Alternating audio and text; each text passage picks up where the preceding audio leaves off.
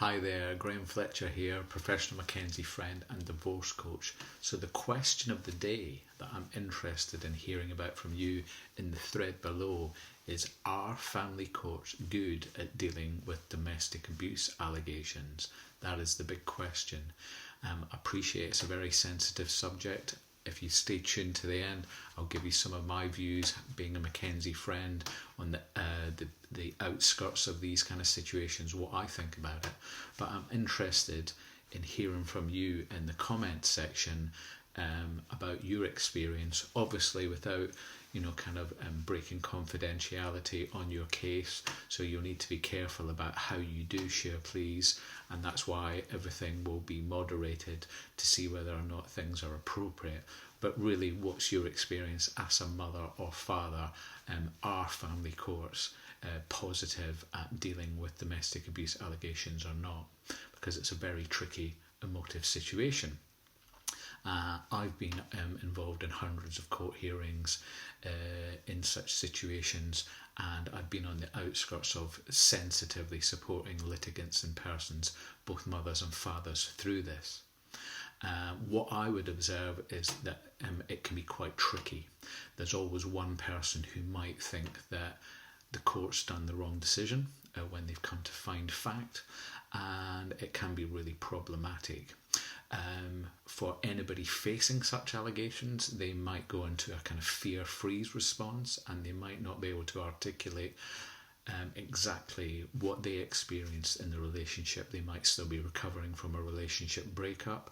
That might have been patterns of controlling behaviour or anxious parenting or prescriptive parenting in that marital relationship that they haven't got insight on, or they can't really kind of articulate their experience on, and they might fail to do that within the court process, and then they may feel that there's an unfair outcome that comes out of it.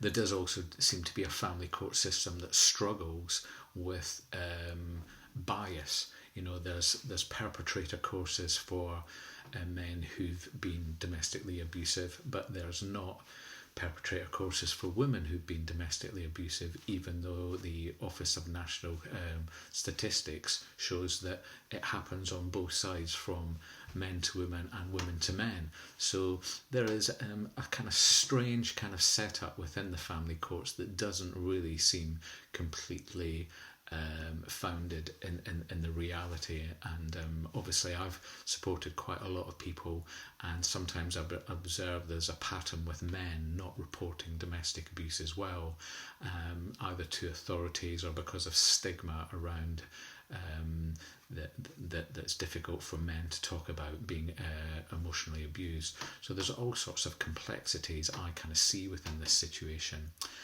I think I've observed family courts being quite balanced. I've helped a lot of men go through difficult situations, and they've achieved positive outcomes because it was felt that the allegations weren't true. But yeah, it can be a really tricky road to navigate through if you're a parent faced with a situation like that in regards to seeing your children. So the jury's out on really how I would kind of personally assess how family courts kind of work on this matter. I'd love to hear your thoughts, so please put a reply. If I think it's appropriate, I will approve it, and hopefully we can have an interesting kind of discourse that respects confidentiality and tries to have a healthy discussion about it.